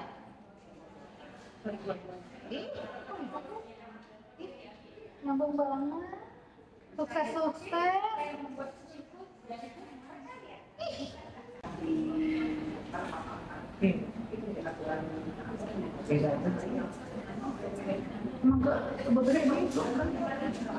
Oke, sambil kita hitung perbendaharaan dolar tiap kelompok, apakah ada pertambahan? Ada progres? Dolar-dolarnya di tiap kelompok? Ada progres? Coba kita hitung. Bu Grace minta tolong dolar. Maaf. Coba boleh dihitung dolarnya? Sudah dihitung dolarnya? Oh, lagi dihitung? Ya? Yang mana? Oh ya, nanya? Iya.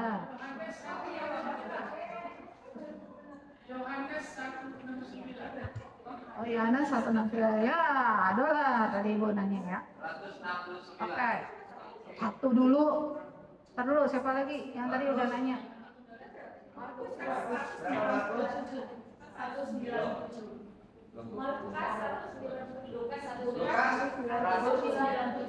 197. Ya, biar nggak bingung. Ya, oke. Markus belum? 167. Oke, Pak. Matius terakhir.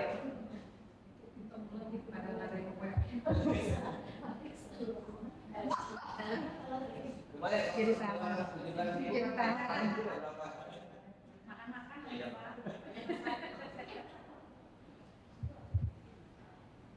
Kalian silakan yang lain merangkai kalimat. Kalimat testimoni saya sebagai leader dengan dapat clue seperti ini, insight-nya apa, mau yang dilakukan apa. 162. Yang menang siapa? Lukas, terus Yohanes, baru Matius, dan terakhir Bapak Markus, baru Matius terakhir.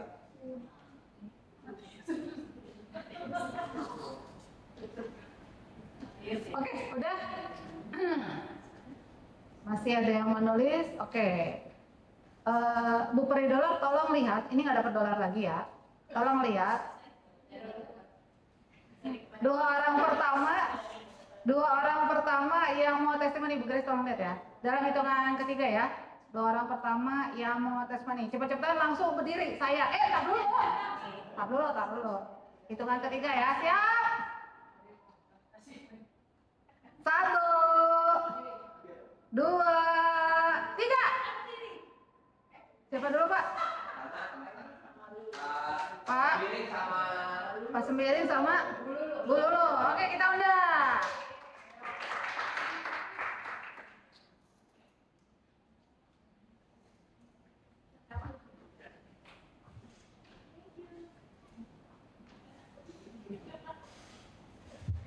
Baik, terima kasih. Kata yang saya dapat untuk dirangkai adalah apa yang sulit bagiku.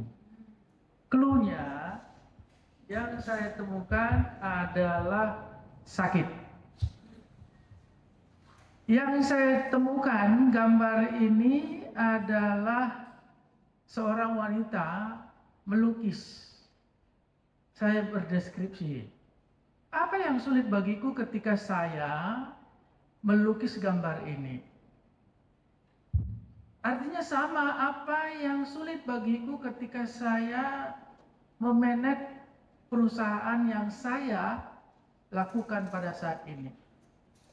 Tentu hampir sama digambarkan ketika seseorang melukis dan ketika seseorang memimpin sebuah perusahaan.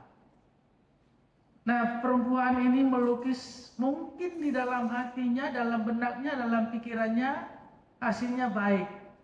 Tetapi butuh proses yang sangat panjang dan butuh proses sistematis. Dan akhirnya sampai di perjalanan tidak yang diharapkan. Nah, akhirnya apa? Konsekuensinya pelukis ini kembali mengubah kanvanya, diganti lagi, lalu dibuat lagi.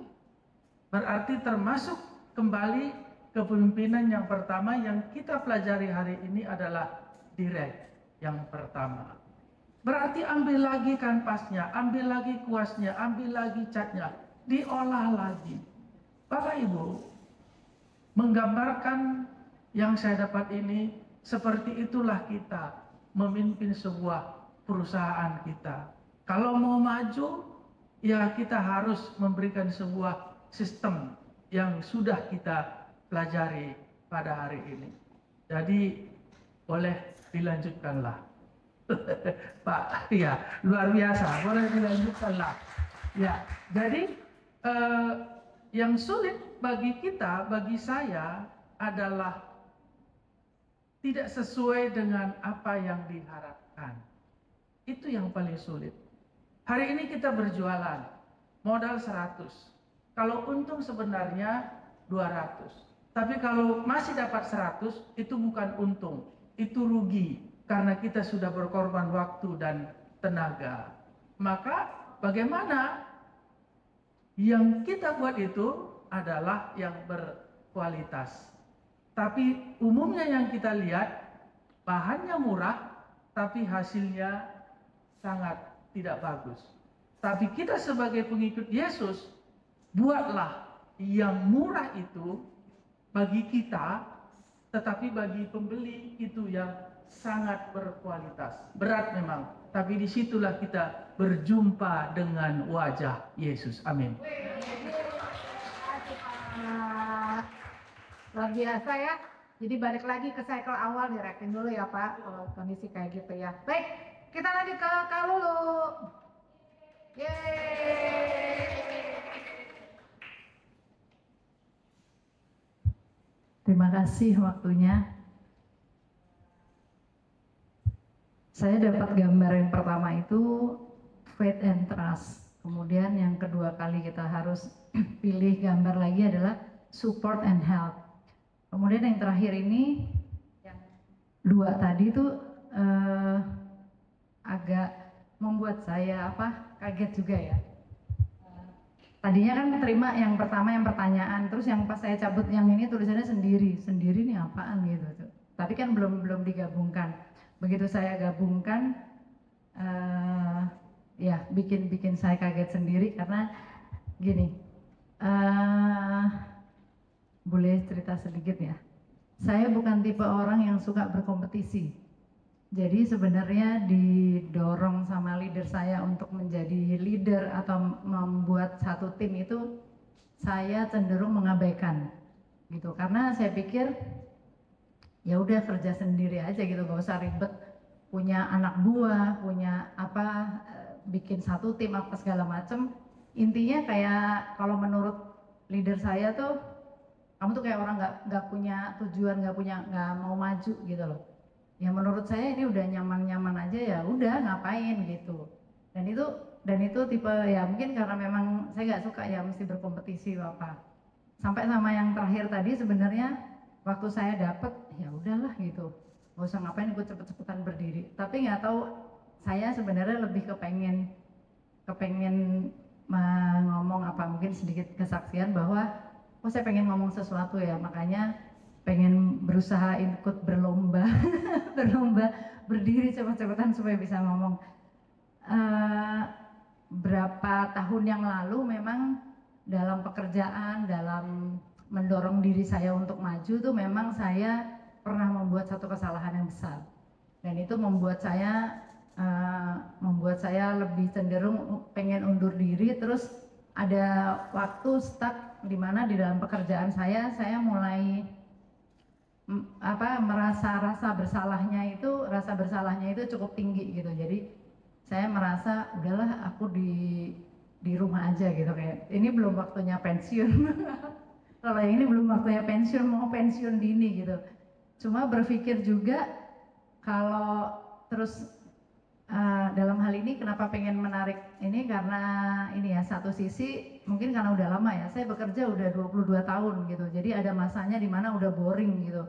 Udah boring terus nggak terlalu ter-challenge untuk jadi sesuatu yang gimana-gimana aja. Terus secara finansial juga misalnya saya berhenti masih oke lah gitu, karena ya saya ada suami secara pekerjaan ya kita tuh udah ya oke lah kalau salah satu nggak bekerja, buat saya nggak bekerja tuh nggak terlalu berdampak gimana gitu. Terus satu sisi Tuhan pernah ngomong gini, waktu saya berpikir mau mundur, saya udah ngomong sama leader saya, Bu, kalau misalnya saya berhenti dulu gimana sih? Ngapain berhenti, kamu nanti bosen gini. Terus saya cuma berpikir gini, Tuhan tuh kayak tunjukin sesuatu gini, ada orang yang punya keterbatasan fisik, dia berjuang harus bekerja. Terus ada orang yang sebenarnya udah divonis penyakit tertentu dan dia harus bekerja. Terus saya ini sehat gitu, terus saya mau berhenti kerja, rasa bersyukurnya tuh di mana gitu ya? Kok kayaknya ngeledek banget gitu, kok nggak sopan banget gitu. Tuhan kasih sehat secara fisik, jalan, lari, pecicilan gitu saya masih bisa, kok kenapa harus berhenti kerja untuk sesuatu yang nggak ada alasan yang cukup gimana gitu, ngurus anak yang terlalu gimana kan nggak juga. Anak saya makin lama makin besar. Terus leader saya ngomong gini, anakmu udah besar, dulu waktu kecil kamu alasannya mau dampingin anak, sekarang besar kamu dampingin siapa? Jadi selalu ada alasan-alasan. Kemudian satu saat saya di challenge untuk jadi leader. Jadi sebenarnya lebih tepatnya gini, saya dapat limpahan tim yang leadernya udah nggak ada, dan bos saya itu habis sakit dan dia kesehatannya menurun, tapi tetap dia bisa jadi leader dan dia minta boleh nggak saya titipin. Nah dari situ saya merasa kok kayak nggak bisa menghindar lagi. Nah di sini tuh saya dapat yang dua tadi terakhir adalah apakah ini waktunya untuk memaafkan. Kemudian ada jawabnya sendiri. Saya melihatnya memaafkan diri sendiri. Jadi waktu saya merasa saya bikin satu kesalahan yang besar dan itu membuat saya tidak maju, itu rasanya malah kepengen mundur ya. Jadi sebenarnya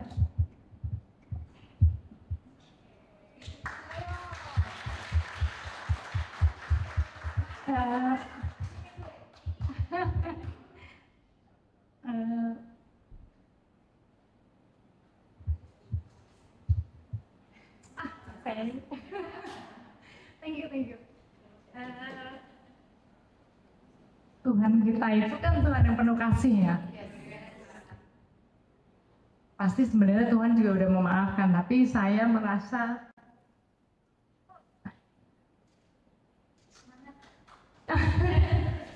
jadi saya merasa bersalahnya gini.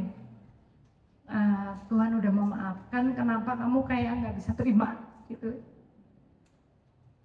Itu membuat saya mundur.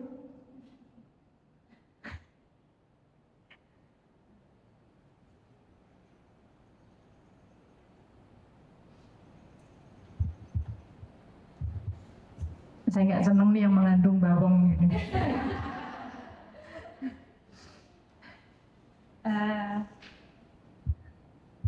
Saya tuh melihat Tuhan kok nggak berhenti ya kasih saya challenge, kasih saya orang-orang di sekitar saya tuh semua support gitu. Sebenarnya mereka mungkin nggak tahu, nggak terlalu tahu apa yang saya rasakan, tapi kok Tuhan tuh selalu kasih orang-orang di sekitar saya tuh support saya. Dan saya ngeyel kali ya kalau kalau orang Jawa bilang ngeyel, ini disuruh ini kok nggak pernah jalan gitu. Sampai satu titik saya merasa bahwa kalau Tuhan bilang udah gitu, Tuhan kan gampang ya sebenarnya, maksudnya kasih kesempatan terus satu saat bilang udahlah nggak usah gitu kan. Saya mau ngapa-ngapain kita udah nggak bisa apa-apa kan, itu kan semuanya ada di tangan Tuhan.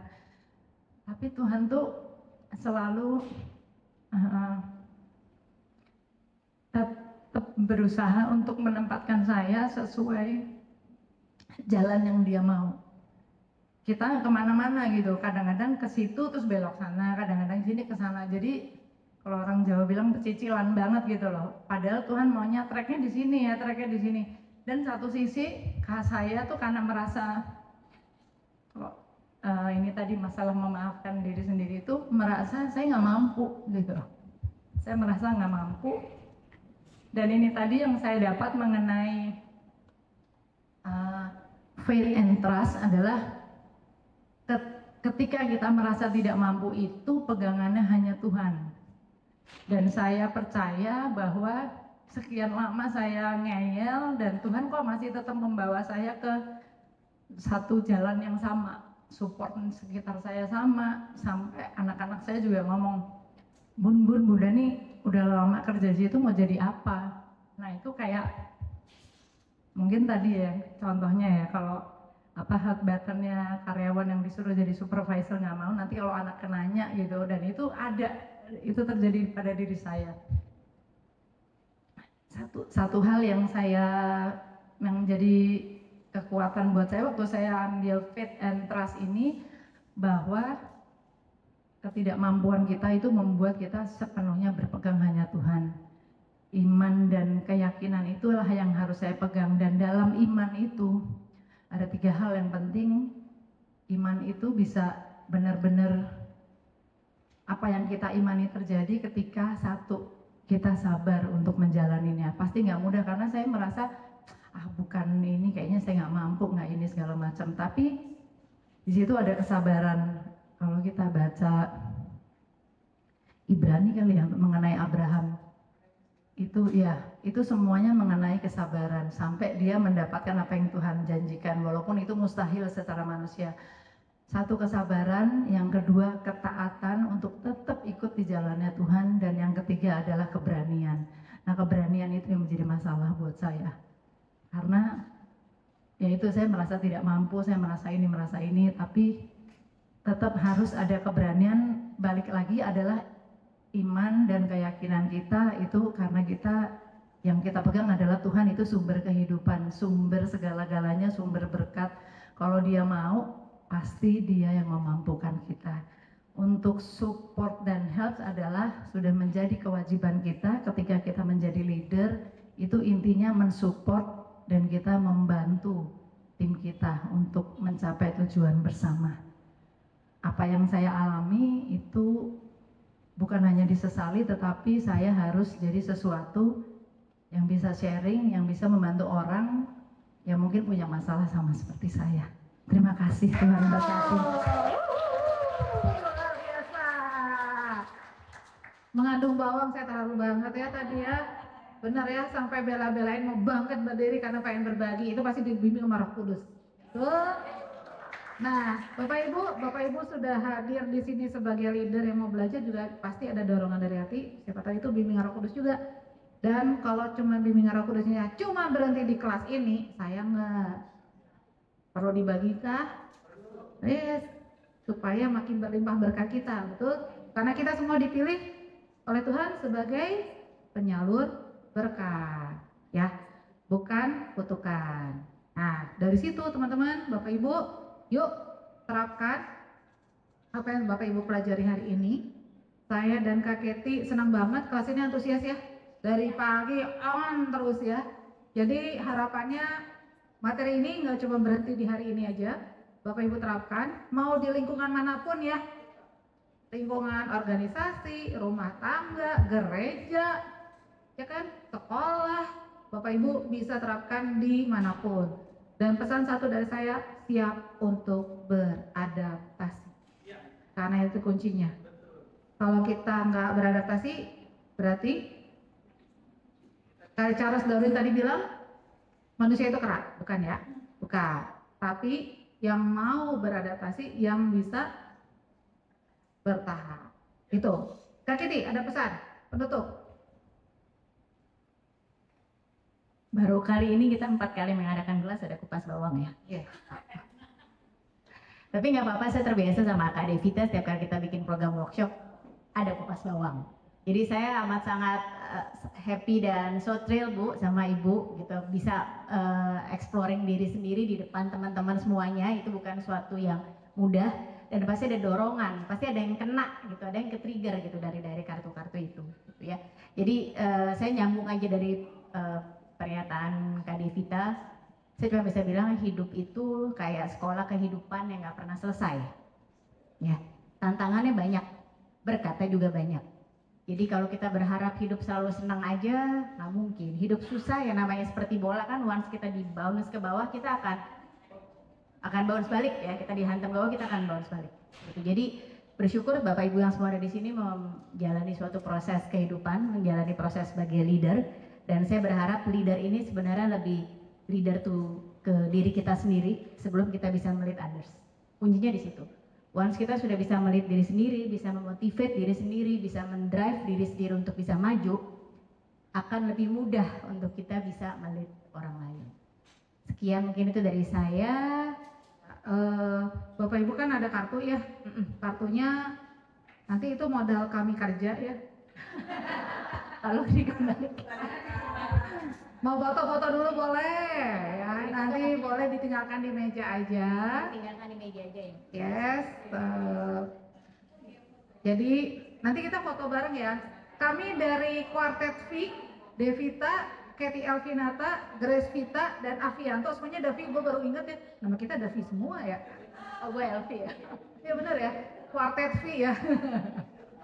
Jadi mengucapkan terima kasih atas partisipasi, atensi Bapak Ibu semua. Mohon maaf atas segala kesalahan, sadar nggak sadar ya, masa pingsan ya. Mohon maaf ada kata-kata yang menyinggung perasaan. Harapannya kita bisa ketemu lagi. Ini bukan pertemuan terakhir.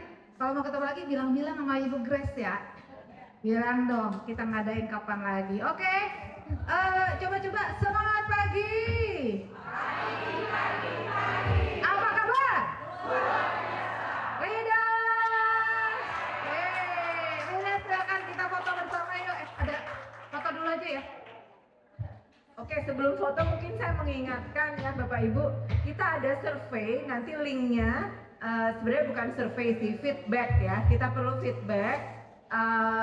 Beberapa hal ada yang kita tanyakan di sana, sangat kita perlukan feedback dari Bapak Ibu semua ya untuk kita programnya bisa berkelanjutan dan bisa menjadi berkat juga buat Bapak Ibu. Apa yang diperlukan di sana tolong diisi ya. Ada di linknya nanti kami berikan, sudah ada di grup sih sebetulnya.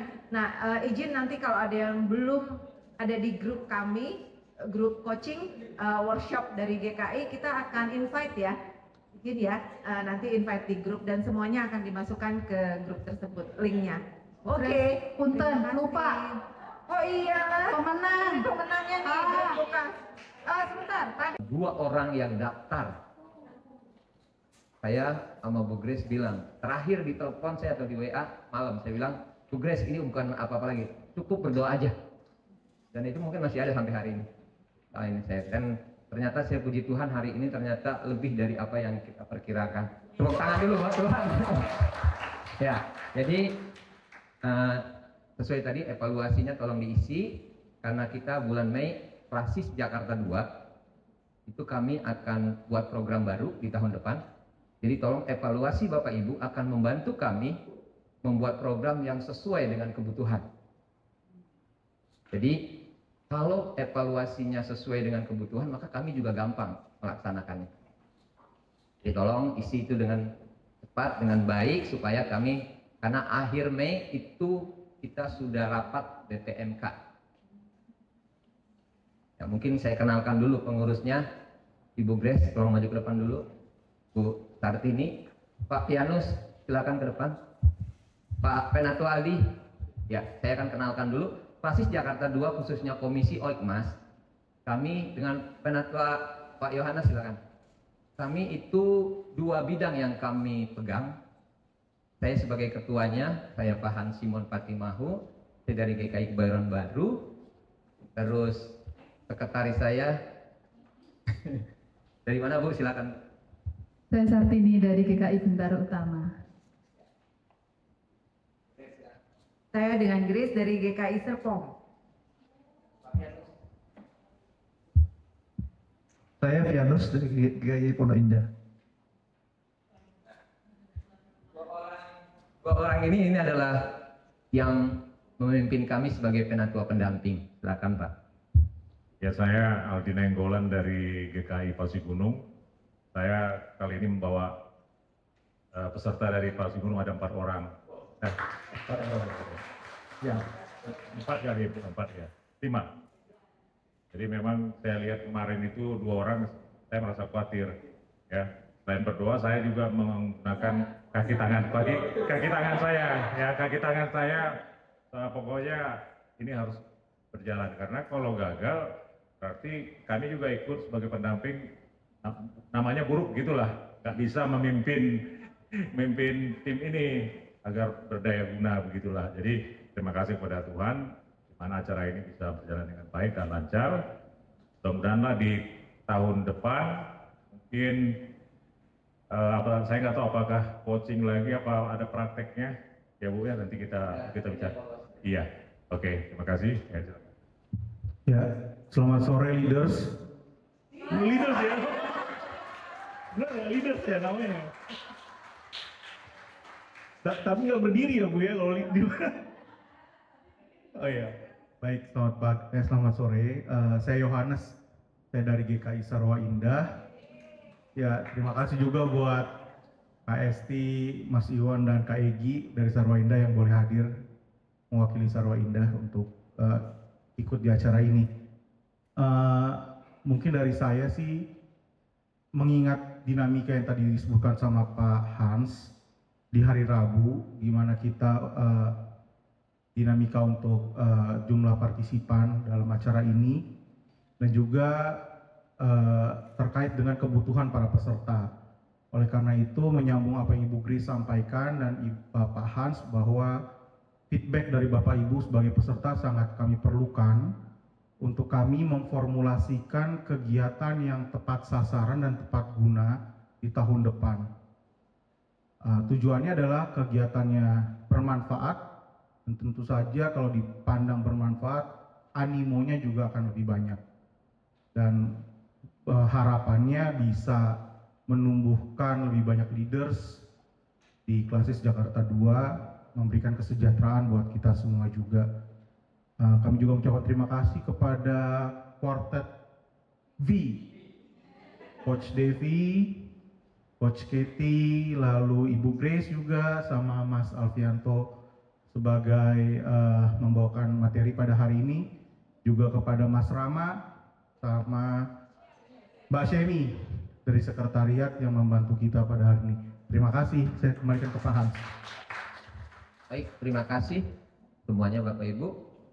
Saya juga bersyukur buat GKI Kebayoran Baru yang didaftarnya cuma 1, ternyata yang hadir 4 orang atau 3 orang? 4 ya? Ya puji Tuhan. 4 kan? 7 orang? Wow. Oke.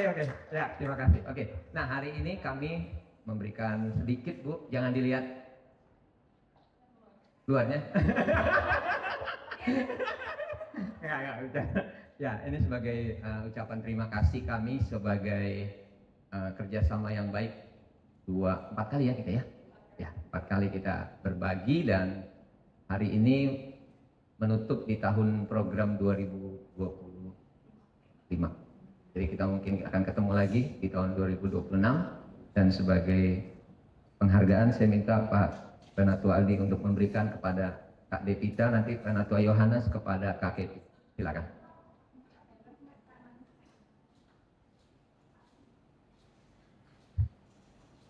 Oh, dibuka katanya. Dibuka katanya. Oh iya ya. Bertukar tuh kan. Makasih Mas Edi. Ya, Pak Yohanes di sana nanti di Kak Keti fotonya. Ya, nanti.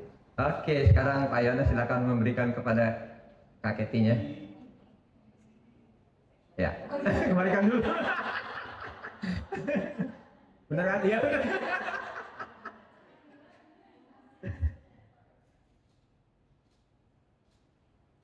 Oke. Ya, Pak, yang berdoa penutup Pak Yohanes. Oh ya, Pak Yohanes silakan penutup. Mari Bapak Ibu kita bersatu dalam doa. Bapa dalam surga, selamat sore. Terima kasih Bapak, Engkau telah menyertai kami semua untuk boleh hadir di tempat ini, boleh mendapatkan ilmu dari para coach mengenai bagaimana cara memimpin, bagaimana menstimulasikan skill-skill yang ada pada diri kami untuk menjadi seorang leader. Terima kasih Bapak untuk kesempatan yang Kau berikan kepada kami. Terima kasih acara boleh berjalan dengan baik, dan sebentar kami akan berpisah satu dengan yang lain. Kiranya Engkau menyertai kami Bapak, dimanapun kami akan melanjutkan sisa hari ini. Kiranya kami boleh bertemu dalam kegiatan-kegiatan lainnya, kegiatan-kegiatan di mana kami boleh semakin meningkatkan ilmu kami sebagai seorang entrepreneur, sebagai seorang leader, dan kami juga boleh saling berbagi mengenai ilmu-ilmu yang kami pergunakan untuk nantinya memberikan kesejahteraan bagi kami semua. Terima kasih Bapa, di dalam nama-Mu kami telah berdoa, mengucap syukur, minta ampun untuk segala dosa yang kami perbuat. Haleluya. Amin.